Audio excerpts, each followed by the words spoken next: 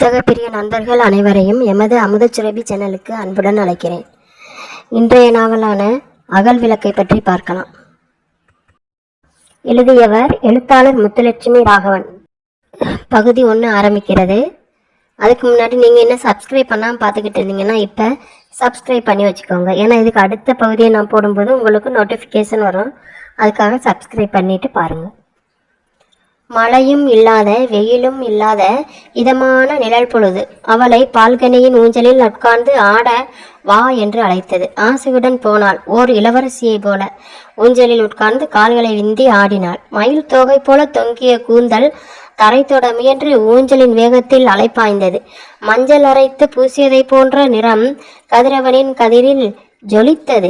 மெலிதாக நின்றிருந்த நாசியில் இருந்த வைரமுக்கத்தி அவளின் சாத்வீகமான அழகோடு ஒன்றி ஒளிர்ந்தது. அவள் பூர்ணிமா.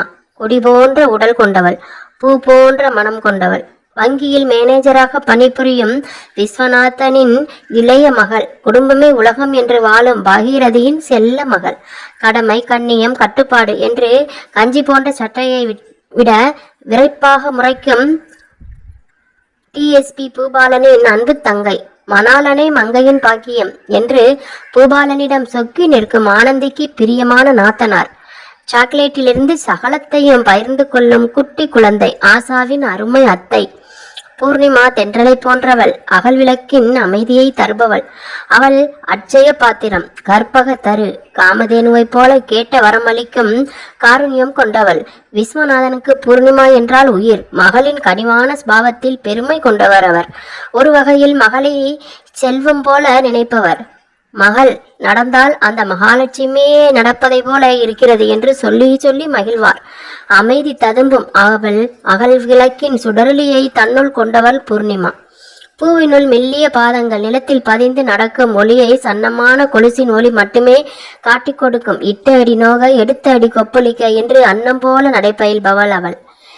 இதழ் விரித்து சின்ன சிரிப்பை அவள் சிரிக்கும் விதமே அலாதியானதாக இருக்கும். மெல்ல சிரிக்கும் அவளது சன்ன சிரிப்பிற்கு இந்த பூலோகத்தையே எழுதி வைத்து விடலாம் போல தோன்றும். பூலோகத்தில் சதுர அடியின் விலை நாளுக்கு நாள் ஏறி வருவதாலும் தனியொரு மனிதருக்கு சொந்தமில்லாமல் அனைத்து ஜீவராசிகளுக்கும் அது சொந்தமானதாக இருப்பதாலும் அவளுக்கு பூலோகத்தை எவரும் சாசனம் பண்ணி கொடுத்து விட முடியவில்லை என்பதனால் விட்டு வைத்துள்ளார்கள். அத்தகைய அகல் விளக்கின் ஒளி வடிவாக விளங்கும் பூர்ணிமா ஆகாயத்தை வெறித்து கொண்டிருந்தாள். மை தீட்டி அவளது மை விழிகளுக்குள் மையில் ததும்பி கொண்டிருந்தது. இன்னதென்று சொல்லில் வரையறுக்க முடியாத சந்தோஷம் அவளது நெஞ்சகத்தில் நிரம்பியிருந்தது. ரகசிய கனவுகளை உற்பத்தி செய்யும் அந்த சந்தோஷம் சமீப காலத்தில்தான் அவளை ஆக்கிரமித்திருந்தது. பகிர்ந்து கொள்ள அந்தரங்க தோழி இல்லாத நவீன யுகத்தில் இளவரசி அவள் தனிமையில் தன் ரகசிய கனவுகளில் கரைந்து கொண்டிருந்தாள். வான மேகமூட்டங்களுடன் காட்சியளித்து மீண்டும் மழை வரக்கூடுமோ என்று யோசித்தாள். மழை பொழிந்தால் மயிலை போல தோகை விரித்து நாட்டியமாட போகிறாளா என்று அவள் மனம் அவளை கேலியை செய்தது. மிக கூட்டங்கள் விதவிதமான வடிவங்களுடன் காட்சி தந்தன. ஒவ்வொரு வடிவத்திற்கும் உருவம் கொடுத்து அவள் கற்பனை செய்து பார்த்தாள். இது யானை, இது குதிரை, இது பறவை என்று பற்பல பெயர்களை சுற்றி அழகு பார்த்தவள் அந்த முரட்டு மேகம் ஈர்த்தது. இது இது இது பூர்ணிமாவின் முகத்தில் மென்மை படர்ந்தது. அவளது மனக்கண்ணில் ஓர் உருவம் விரிந்தது. 6 அடி உயரத்தில் ஆஜானு பாகுவான தோற்றத்தில் மாநிறத்தில் வடிவான தோற்றத்துடன் கண் சிமிட்டு வா என்று அழைத்தது. வாவென அழைத்தால் போய்விட முடியுமா? வாட்டத்துடன் கூடிய நாணச்சிரிப்புடன் அவள் காற்றில் விரல்களை சுண்டினாள். அதை காற்று அந்த முரட்டு உருவத்திடம் எடுத்து செல்லுமா என்று யோசித்தாள். குழந்தைத்தனமான யோசனையில் சிரிப்பு வந்தது. மேக உருவத்துக்கு லிகிதம் வரைந்தால் என்ன என்று தோன்றியது. மேகம் விடு தூதை பற்றி கேள்விப்பட்டிருக்கிறாள். மேகத்துக்கே தூதனுப்ப என்ன செய்வாள்? முரட்டு மேகத்தின் பக்கத்தில் துகள் துகளான மேகங்கள் மிதந்தன. அவற்றில் ஒன்று கரைந்து காகித வடிவில் மாறியது. பூர்ணிமாவின் மனதில் பாடல் வந்து நின்றது. காதல் கடிதம் தீட்டவே மேகம் எல்லாம் காகிதம், வானில் நீளம் கொண்டு வா தேனாமையோ தீர்ந்திடம், சந்திரனும் சூரியனும் அஞ்சல்காரர்கள், இரவு பகல் எப்பொழுதும் அஞ்சல் உன்னை சேர்ந்திடும், மனதில் வந்த பாடலை வாய்விட்டு அவள் பாடியதில் பக்கத்தில் வந்து நின்ற ஆசா குட்டி ஆச்சரியம் கொண்டு, இது அத்தையா இல்லை கானம் பாடும் எச்ச கன்னிகையா என்று அடையாளம் பார்ப்பதை போல உற்று பார்த்து வைத்தாள். தாத்தா பாடினே மழலையில் கேட்டாள். அவள் சந்தேகமாக கேட்டதில் பூர்ணிமா சிரித்து விட்டாள். அவள் பாடியது பாட்டா இல்லையா என்று குழந்தை சந்தேகப்படும் அளவிற்கு மட்டம் கேவலமாகவா பாடி வைத்து தொலைத்தாள். நீயே இப்படி கேட்டா அத்தை மனசு தாங்குமா ஆசா குட்டி? குழந்தையை அணைத்து கொண்டாள். விது அத்தை. ஆசா திமிரினாள். ஏன் குட்டி? பூர்ணிமா விடவில்லை. பாட்டி உன்னை கூப்பிட்டாங்க. அவளது மழலையில் மகிழ்ந்து போனாள் பூர்ணிமா. 3ஆம் வயது நெருங்கி கொண்டிருக்கும் ஆசாவுக்கு டா என்ற எழுத்து இன்னமும் சரியாக நாவில் வந்து உட்காரவில்லை. டாக்கு பதில் இத்து என்று உச்சரிப்பாள். இன்னும் பல எழுத்துக்களை அவளது வசதிக்கு ஏற்ப மாற்றியமைத்து சொல்லுவாள். அதை கேட்கும் பொழுதெல்லாம் செவிகளில் இன்பத்தேன் பாய்வதை போல புலங்காகிதப்பட்டு போவாள் பூர்ணிமா. குழலினிது யாழினிது என்பர் தம்மக்கள் மழலை சொல் கேளாதவர். பொய்யாமொழி புலவரின் ஹைக்கு கவிதையான திருக்குறள் அவள் மனதில் ஒலித்தது. வள்ளுவர் மனித மனங்களை எத்தனை நுட்பமாக ஆய்வு செய்திருக்கிறார் என்று எப்போதும் போல அப்போதும் வியந்து போனாள் பூர்ணிமா. உங்க பாட்டி என்ன மகாராணியா? அவங்க கூப்பிட்டதும் ஓடோடி வந்துடணுமா? குழந்தையை அள்ளியபடி எழுந்து நின்றாள். ஆமா. குழந்தை அவள் கழுத்தை கட்டி கொண்டது. என் தங்கம். குழந்தையை முத்தமிட்டபடி தாயை தேடி போனாள் பூர்ணிமா. வானொலியில் எண்ணெயை விட்டு கடுகை போட்டாள் பாகீரதி. அது வெடிக்க ஆரம்பித்த போது கூப்பிட்டீங்களாமா என்று வந்து நின்றாள் பூர்ணிமா. உன் ஸ்கூட்டி என்ன ஆச்சுன்னு அப்பா கேட்க சொன்னார். நறுக்கி வைத்திருந்த காய்கறிகளை வானொலியில் போட்டு வதக்கி எப்படி திரும்பி பார்த்து சொன்னாள் பாகீரதி. தாய் என்னவோ கேட்கக்கூடாத கேள்வியை கேட்டு விட்டதை போல விதிர்த்து போனாள் பூர்ணிமா. மலையை பெயர்த்து கொண்டிருப்பதை போல அவளுக்கு வியர்த்து போனது. என்ன செய்வதென்று தெரியாமல் தவித்தாள். சமையலில் கவனமாக இருந்த பாகீரதி மகளின் தவிப்பை கவனிக்கவில்லை. என்னடி பதிலை காணோம்? தயாராகி இருந்த பொரியலை வானொலியில் பாத்திரத்துக்கு இடமாற்றியபடி கேட்டாள் பாகீரதி. அதுமா வந்துமா ஸ்கூட்டிமா. திக்கி திணறிய மகளை விசித்திரமாக பார்த்து வைத்தாள் பாகீரதி. மகளிடம் தெரியும் தடுமாற்றத்தை அவளது புத்தி மிக துல்லியமாக கணித்து விட்டது. ஏன் இப்படி தந்தி அடிக்கிற? அதுதான் அவளுக்கு தெரியவில்லை. தடுமாறுகிறாள் என்பதால் பூர்ணிமாவை தவறாகவும் நினைத்துவிட முடியாது. சின்ன சமாச்சாரங்களுக்கெல்லாம் பயந்து திக்கி திணறும் சுபாவம் கொண்டவள் பூர்ணிமா. அவளது பயம் அவளது அமைதியான அழகை அதிகப்படுத்தும் வல்லமை கொண்டது. மான்குட்டியை போல மரளும் விழிகளுடன் இமைகள் படபடக்க அவள் திக்கி திணறுவதை பார்க்கும் எவரும் உடனடியாக பூர்ணிமாவிடம் சரணடைந்து விடுவார்கள். பூர்ணிமாவின் மரலுக்கு இத்தகைய சக்தி உண்டு. அவளது மருள் சரணடைய வைக்கும். அன்றும் அதுபோலதான் ஆனது. இப்ப நான் என்ன கேட்டுட்டேன்னு இப்படி திக்கி திணறி பயந்து முழிக்கிற? காலையில காலேஜுக்கு போனப்ப ஸ்கூட்டியில போனேன். சாயங்காலம் என்னன்னா நடந்து வர்ற. பக்கத்து வீட்டு மாமா கிட்ட பழமை பேசுற இன்ட்ரெஸ்ட்ல நானும் அதை பத்தி அப்புறமா கேட்டுக்கலாம்னு இருந்துட்டேன். இப்ப என்னடானா அப்பா வேலை முடிஞ்சு வீட்டுக்கு வந்துட்டார். வர்றப்பவே போர்ட்டிகோவில் பூர்ணிமாவோட ஸ்கூட்டி இல்லையே, இன்னும் அவ வரலையாங்கிற ஆலாபரணையோட வர்றார். அப்பவே அவ வந்தாச்சுன்னு சொன்னா ஸ்கூட்டி எங்கன்னு கேட்கிறார். எனக்கு தெரியாதுன்னு சொன்னேன்னு வையி, அவ்வளவுதான். என் பொண்ணை நீ கவனிச்சுக்கிற லட்சணம் இதானான்னு தாம் தும்னு குதிக்க ஆரம்பிச்சிடுவார். முதலில் நீங்க ஃப்ரெஷ் ஆக்கிட்டு வாங்க சொல்றேன்னு அனுப்பி வச்சிருக்கிறேன். இப்ப வந்துடுவார். வந்ததும் ஸ்கூட்டியை பத்தி தான் கேட்பார். என்னன்னு சொல்றது? அதான் கேட்டேன். அதுக்கு போய் இப்படி தந்தி அடிப்பியா? தந்தி அடிச்ச காலமெல்லாம் மலையேறி போய் இப்ப செல்போன் யுகம் வந்துருச்சுமா. இதை நீ சொல்லி நான் கேட்டுக்கணும். நம்ம வீட்டுல என்னன்னா எல்லாமே தலைகீழா இருக்கு. அழுத்து கொண்டபடி வானொலியில் பச்சி போட ஆரம்பித்தாள் பகீரதி. இரவு சமையலையும் மாலை டிஃபனையும் ஒற்றை ஆளாய செய்யும் அலுப்பு அவள் முகத்தில் அப்பி இருந்தது. கூடமாட ஒத்தாசைக்கு மருமகள் வந்து நின்றால் தேவலை என்று நினைத்து கொண்டாள். வெறும் நினைவு மட்டும்தான், வெளியில் சொல்ல முடியாது. பூபாலனின் மனைவியான ஆனந்தி செல்வாக்கான குடும்பத்தில் பிறந்தவள். பணத்தில் மட்டுமல்ல, அரசியல் பின்புலத்திலும் அவள் குடும்பத்தின் செல்வாக்கு கொண்டது. அந்த குடும்பத்தில் பெண்ணெடுப்பதா என்ற பகீரதியின் மனதில் உதறல் வந்ததெல்லாம் உண்மைதான். மகனின் விருப்பம் அவளது அபிப்பிராயத்தை வாவிட்டு சொல்ல முடியாமல் தடுத்து விட்டது. பெண் பார்க்க போன போதே எங்கள் வீட்டு பெண்ணுக்கு சமைக்க தெரியாது என்று ஆனந்தின் குடும்பத்தினர் அறிவித்து விட்டார்கள். நறுக்காக 4 பேர்கள் கொண்ட குடும்பத்துடன் விஸ்வநாதன் பெண் பார்க்க போயிருக்க, பெண் வீட்டில் அப்பப்பா, அம்மா, அம்மம்மா, பெரியப்பா, பெரிய தாத்தா, பெரியம்மா, பெரிய பாட்டி, சித்தப்பா, சின்ன தாத்தா, சித்தி, சின்ன பாட்டி மற்றும் அவர்களது உறவினர்கள் என்று ஒரு படையே நிரம்பி இருந்தது. தாத்தாமார்களின் விசாரணை சொத்துக்களை பற்றி இருந்ததென்றால், பாட்டிமார்களின் விசாரணை விஸ்வநாதனின் வீட்டில் இருக்கும் வேலையாளர்களை பற்றியதாக இருந்தது. எனது சென்னையில் சொந்த வீடும் கிராமத்தின் வீடும் தோப்பும் துறவும் தானா? வேறு எதுவும் இல்லையா? தாத்தாமார்கள் உதட்டை பிதுக்கி பலத்த ஆலோசனையில் இறங்கினார்கள். இதற்கு மேல் என்ன சொத்து சுகம் இருக்க வேண்டும் என்று விஸ்வநாதன் திருதிருக்க, என்னது, உங்க வீட்டில் ஒரே ஒரு வேலைக்காரி மட்டும்தானா என்ற பாட்டிமார்களின் கேள்வியில் பாகிரதி கிறுகிறுத்து போனாள். வீடான வீட்டில் வேலைக்கார பெண் ஒருத்தி மட்டும் இருந்தால் போதாதா? போதாது என்றாள் சின்ன பாட்டி. ஒரு 4 கிழமைன்னா வேலை அதிகமா இருக்கும். அப்போ ஒருத்தி மட்டும் இருந்தா வேலைக்கு ஆகுமா? எங்களுக்கு ஆகுங்க, நாங்க 4 பேர் தான். யதார்த்தமாய் வாய் விட்டு விட்டால் பாகிரதி. அவ்வளவுதான். அம்மம்மா, அப்பப்பா என்று அனைத்து பாட்டிகளும் ஒன்று சேர்ந்து பாகிரதியை ஆய்ந்து விட்டார்கள். 4 பேர் தானா? என்ன அர்த்தம்? உங்க வீட்டில் ஆள் நிறைய இருக்காங்கன்னு சொல்லி காண்பிக்கிறீங்களா? அச்சச்சோ, அப்படி இல்லைங்க, எங்களது ஜனக்கட்டான குடும்பம். பார்த்தாலே தெரியுதுங்களே. வயோதிகத்தின் சாயல் துளியும் இல்லாமல் கட்டான உடல்வாகுடன் இருந்த பாட்டிகளை பொறாமையுடன் பார்த்தபடி சொன்னால் பாகிரதி. எங்க பொண்ணுக்கு வீட்டு வேலை தெரியாது.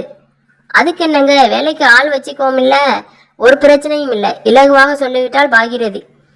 அவள் நினைப்பதை போல அது இலகுவான ஒன்றல்ல என்பது போக போகத்தான் புரிந்தது. பாட்டிகளின் கூட்டணி பலமிக்கதாக இருந்தது. பரவாயில்லன்னு நீ சொல்லக்கூடாதுமா, நாங்க சொல்லணும். இடக்காக வந்த பதிலில் பாகிரதி வாயை மூடி தாழ்பால் போட்டுக்கொண்டாள். மாப்பிள்ளையை பெற்றவள் அவள்தானா என்ற சந்தேகம் அவள் மனதில் மேவியது. பெண் வீட்டாரின் சட்டத்திட்டங்களில் அவள் பாவம் மறந்து போனாள். எங்க பொண்ணுக்கு சமைக்கவும் தெரியாது, சாப்பிட தெரியுமா என்ற கோபமான கேள்வி பாகிரதியின் தொண்டை குழிவரை வந்துவிட்டது. ஆனந்தியின் தாத்தா, பெரியப்பா, அப்பா, சித்தப்பாக்களின் முரட்டு மிசையில் தொண்டை குழி வரை வந்த கேள்வி அந்த வழியிலேயே திரும்பி ஓடி போய்விட்டது. அதற்கென்னங்க, எங்க வீட்டில் சமையலுக்கு ஆள் இருக்காங்க என்று சொல்ல முடியாமல் அவஸ்தைப்பட்டு போனாள் பாகிரதி. அதுவரை விஸ்வநாதனின் வீட்டில் சமையலுக்கென்று ஆள் வைத்து கொண்டதில்லை. பகீரதியின் தான் சமைப்பாள். இதுவரை சமைத்து போட்டவள் இனிமேலும் சமைத்து போட மாட்டாளா என்று பகீரதியினால் சொல்ல முடியவில்லை. மருமகளுக்கு சமைத்து போடும் மாமியார்கள் குறைவு.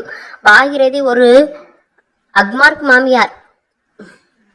இந்த பெண் வேண்டாம் என்றுதான் தோன்றியது பாகிரதிக்கு. அதை சமிஞ்சையால் கணவரிடம் தெரிவிக்க திரும்பியவள் திகைத்து போனாள்.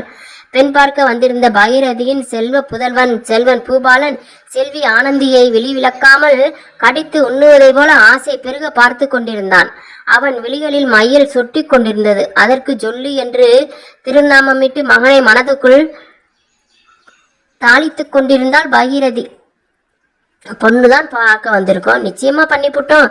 இப்ப இவன் பருகு பருகுன்னு பார்த்து சொல்லிவிட்டானா பொண்ணு வீட்டுக்காரங்க தலைக்கு மேலே ஏறி நிற்க மாட்டாங்களா? அப்படித்தான் ஆனது. 4 கிழமை என்று வந்தாலும் அவர்கள் வீட்டு பெண்ணான ஆனந்தி துரும்பை கூட கிள்ளி போட மாட்டாள் என்று ஆனந்தியின் பிறந்த வீடு அறிவித்து விட்டது. பிறகு என்ன, கழுதைக்கு கல்யாணம் செய்து கொண்டு புகுந்த வீட்டிற்கு வரப்போகிறாள் என்ற எரிச்சல் மண்டினாலும் மகனின் ஆசை பார்வையை மனதில் கொண்டு பேசாமல் இருந்து விட்டாள் பாகிரதி.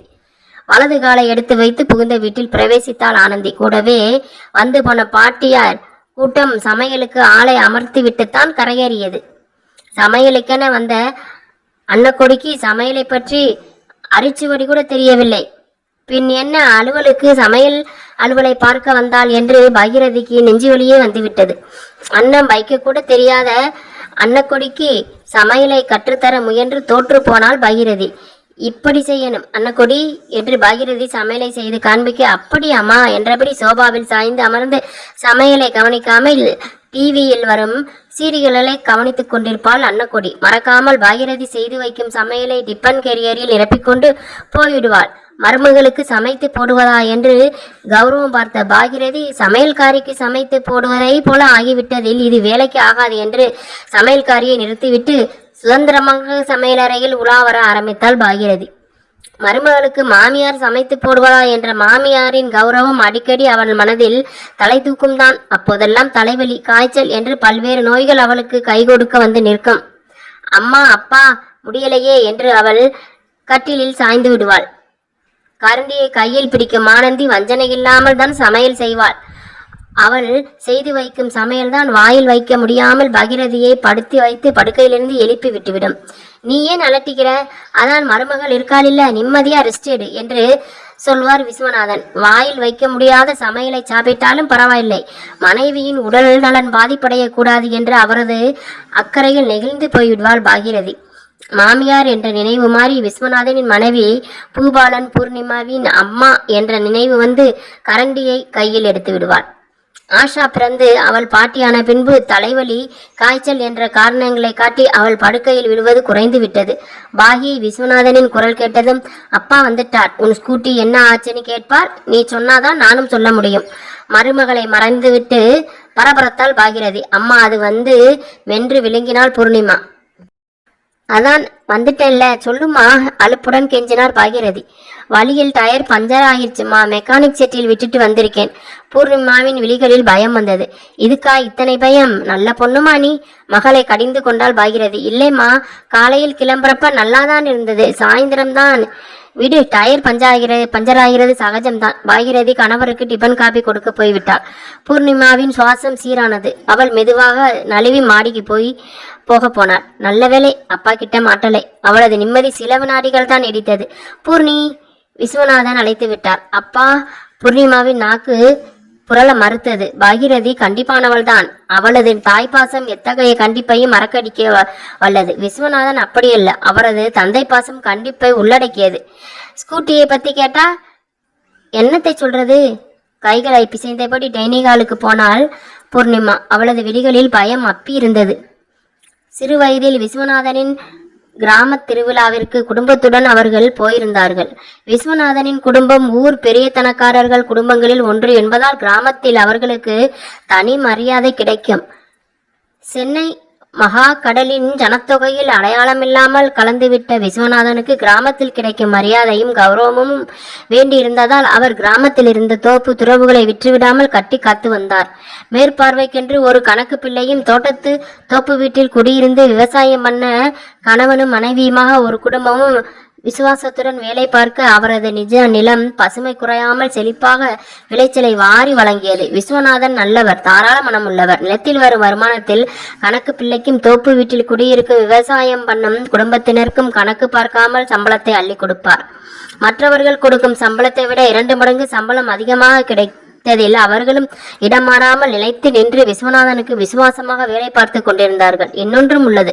அது நிலத்திற்கு உடையவர்கள் பக்கத்தில் நின்று அதட்டி வேலை வாங்கும் கோராமை இல்லாமல் சுதந்திரமாக உழைக்க முடிகிறது என்பது. வருடம் நடக்கும் ஊர் திருவிழாவுக்கு குடும்பத்துடன் போய்விடுவார் விஸ்வநாதன். அவரது பரந்த வீடும் தோட்டமும் சென்னையில் நினைத்தும் பார்க்க முடியாது என்பதனால் 15 நாட்களுக்கும் குறையாமல் குடும்பத்துடன் தங்கியிருப்பார். பச்சை பசையலற்ற தோட்டத்து காய்கறிகள் சமைத்து போடவும் வீட்டு வேலைக்கு தற்காலிக சம்பளத்துக்கு சந்தோஷமாக வந்து நிற்கும் வேலையாட்கள் என்று பகீரதிக்கு அந்த 2 வாரமும் ஆசுவாசமான நாள்களாக நடந்து பலம் கொடுக்கும். சென்னையில் இருப்பதை போல சன்ன கரையிட்ட புடவையும் குறைந்த அளவு நகைகளுமாக இருக்காமல் அகல் பார்டரில் கெட்டி சரிகையிட்ட பட்டுப்புடவைகளும் கழுத்து கை காதுகளில் கனத்த நகைகளுமாக பெரிய வீட்டம்மாவின் தோரணையில் சுழிச்சுழிப்பாள் பாகீரதி.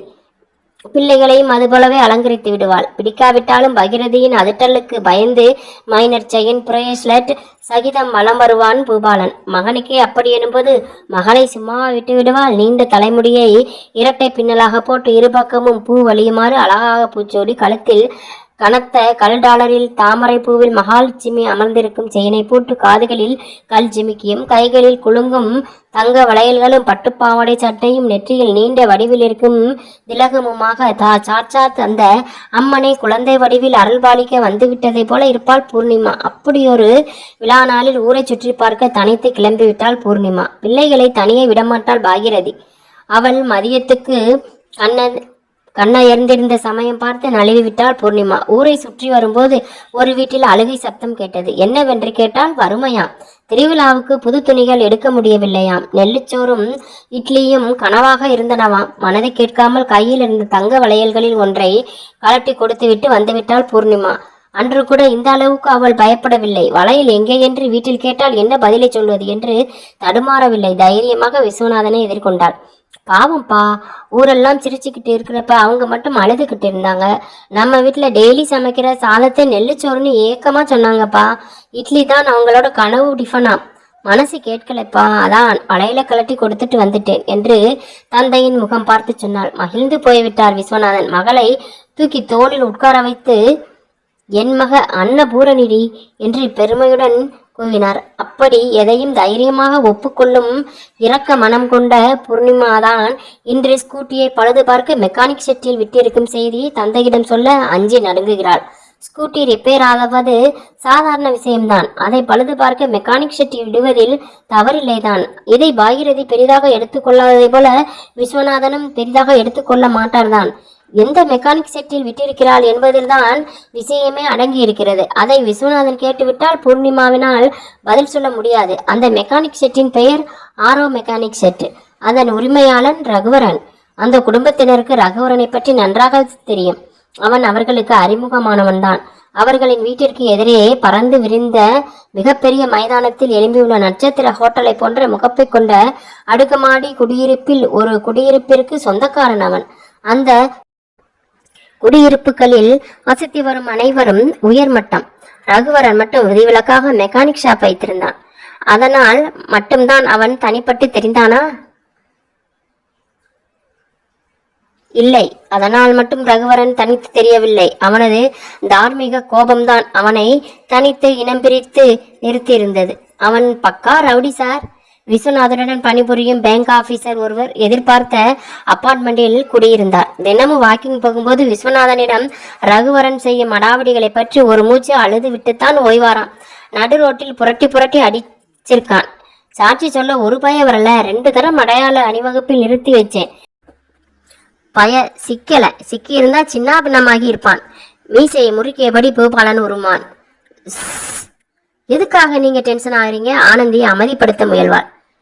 என் டீம்மேட் எதிர்த்த அபார்ட்மெண்ட்ல இருக்கான் ஆனந்தி. போலீஸ் ஆச்சேன்னு பயப்படாம திமிரா நடந்து போவானா? அவனை பார்க்கிறப்ப எல்லாம் நான் ரத்தம் கொதிக்குது ஆனந்தி என்பான் அவன். குடும்பத்தினன் ஆண் மகன்களுக்கு பிடிக்காமல் போன காரணத்தினாலேயே பகீரதிக்கும் ஆனந்திக்கும் ரகுவரனை பிடிக்காமல் போய்விட்டது. காய்கறி வண்டி வந்தால் கூட எதிர்த்த அபார்ட்மெண்டில் அவன் தலை தெரிகிறதா என்று பார்த்துவிட்டுதான் காய் வாங்க போவார்கள். எதேச்சையாக அவன் தென்பட்டு விட்டால் கூட போதும், காயே வேண்டாம் என்று சொல்லி இருப்பதை வைத்து அன்றைய தினத்தை ஒப்பேற்றி விடுவார்கள். ரகுவரன் எதை பற்றியும் அலட்டிக்கொள்ள மாட்டான். முரட்டு ஜீன்ஸும் கலைந்த தலைமுடியுமாக நிமிர்ந்த நடையும் நேர்கொண்ட பார்வையுமாக அந்த அபார்ட்மெண்ட் வாசிகளை முறைத்தபடி வந்து போவான். காண்டஸா கார் வைத்திருக்கேன், எனக்கும் கேட்டை திறந்து விடாம பராக்கு பார்த்துக்கிட்டு இருக்கிற வாட்ச்மேன் அவன் காரை கண்டா மட்டும் ஓடி போய் கேட்டை திறந்து விடுறான்டா மச்சி. பூபாலனிடம் அவனது நண்பன் புலம்பியதை கேட்டதும் அவன் ஆச்சரியப்பட்டு போனான். ஏண்டா அப்படி? ஏன்னா இவன் தகுதி பார்க்காம வாட்ச்மேன் தோல் மேல கை போட்டு பேசிக்கிட்டு இருப்பான்டா. என்னதான் மெக்கானிக்கா இருந்தாலும் கோடீஸ்வரங்க குடியிருக்கிற அப்பார்ட்மெண்ட்ல குடியிருக்காங்கிற நினைப்பு வேணாமா? எப்படித்தான் எங்க அப்பார்ட்மெண்ட்ல இவனால் பிளாட் வாங்க முடிஞ்சதோ. BMW காரை வச்சிருக்காண்டா. எப்படி பணம் வருது? தப்பான வழியில வரல. அப்படி இருந்தா இழுத்து போட்டு சாத்த ரீசன் கிடைக்குமே. நானும் நோண்டி பார்த்துட்டேன். இல்ல, அப்பன்காரன் திருப்பூர்ல பனியன் கம்பெனி வச்சிருந்த கோடீஸ்வரனா. பிறக்கிறப்பவே அம்மாவே முழுங்கினவனா. இவன் ஸ்கூல்ல படிச்சுக்கிட்டு இருந்தப்ப அப்பன்காரனும் மாரடைப்பில் மண்டையை போட்டுட்டானாம். சொந்தக்காரங்க சொத்தை வித்து பேங்கில் போட்டு விட்டாங்களாம்.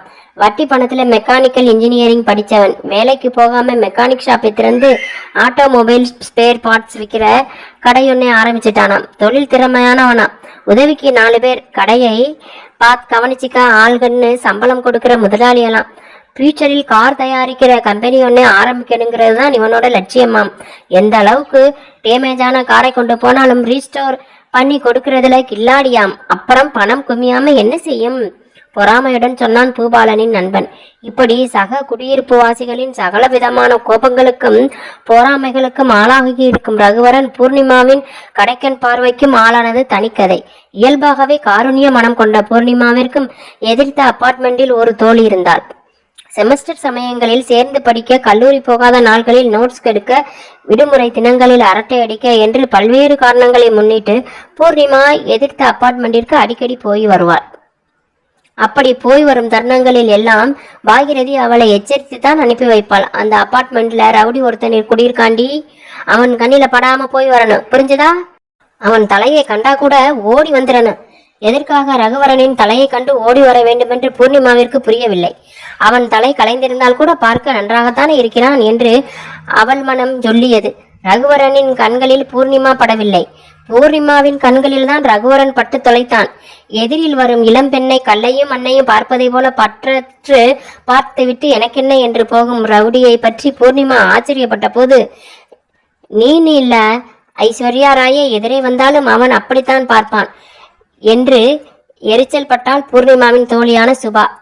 அவள் அலட்டல் கேஸ். அவளை கடந்து போகும் ஆண்கள் அவளை திரும்பி பார்த்து விட்டு போக வேண்டுமென்ற எண்ணம் கொண்டவள். அப்படி பார்க்காவிட்டால் தன்னிடம் என்ன குறையென்று உண்ணாமல் உறங்காமல் கவலைப்பட்டு நொந்து நூலாகி விடுவாள். அப்படிப்பட்டவளை ரகுவரன் அதுவரை திரும்பியும் பார்த்ததில்லையா? மனுஷனாடி அவன் என்றே வெகுண்டாள் சுபா. What nonsense! நீ எதிர்க்க வந்தும் அவன் ஏறெடுத்து பார்க்கலையா? பூர்ணிமா வேண்டுமென்றே சுபாவுக்கு வெறியேற்றினாள். சுபா ரகுவரனை ஜடம் மரம் என பற்பல வார்த்தைகளில் திட்டி தீர்த்து ஓய்ந்து போய் பிரிட்ஜில் இருந்த ஐஸ் வாட்டரை குடித்து வயிற்றெரிச்சலை சமனப்படுத்தினாள். இவன் கண்ணில் பட்டா என்ன ஆகுமா? பூர்ணிமாவிற்கு பாகிரதியின் மேல் கோபம் வரும். பெண்களிடம் ஒதுக்கம் காண்பிக்கும் ரகுவரனின் மீது மரியாதை தோன்றும். சுபாவை பார்க்க போன ஒரு நாளில் மாடிப்படிகளில் ஒருவனை ரகுவரன் அடித்து நொறுக்கி கொண்டிருப்பதை கண்டாள் பூர்ணிமா. விற்று அடிபட்டவன் ரத்தம் வழிந்தோட கையெடுத்து கும்பிட்டு கதறினான். ரகுவரன் விடவில்லை. மற்ற பிளாட்வாசிகள் தத்தம் வீடுகளின் கதவுகளை அடைத்து கொண்டு மறைவாக நின்று வேடிக்கை பார்த்தார்கள். ரகுவரனை தடுக்க எவரும் முன்வரவில்லை. எதிர்பாராமல் வந்துவிட்ட பூர்ணிமா கண்களில் பயத்தோடு நடுங்கி நின்று விட்டாள். அப்போதுதான் முதலாக அவளை நேருக்கு நேராக பார்த்தான் ரகுவரன். அஞ்சி நடுங்கி கொண்டிருந்த பூர்ணிமாவை கண்டதும் அவன் விழிகளில் மின்னல் போல ஏதோ ஒன்று வந்து போனது. லேசாக வழிவிட்டு சீக்கிரமா போயிருங்க என்றான். அவன் மீது பட்டுவிடாமல் ஒதுங்க முயன்றாள் பூர்ணிமா. அதற்குள் அவன் சுவரோடு சுவராக பள்ளி போல ஒட்டி கொண்டான். பூர்ணிமா அதிசயப்பட்டு போனாள். அவனை விழிவிரிய பார்த்தபடி அவள் கடந்து போனதில் அவன் பார்வையில் சுவாரஸ்யம் வந்தது. அவள் கடந்து போகும் வரை அவன் நகரவும் இல்லை. காலுக்கு கீழ் மிதித்து கொண்டிருந்தவனை விடவும் இல்லை. இது போன்ற அடிதடைகளை பூர்ணிமா பார்த்ததே இல்லை. பூபாலன் போலீஸ் ஆபீசர் என்றாலும் உத்தியோக கதைகளை வீட்டில் பேச மாட்டான். பழக்கமில்லாத அடிதடியை பார்த்துவிட்ட மகிழ்ச்சியை அவள் விழிகளில் பார்த்துவிட்ட ரகுவரனின் விழிகளில் படர்ந்த மென்மையில் பூர்ணிமாவின் வியப்பு அதிகமானது.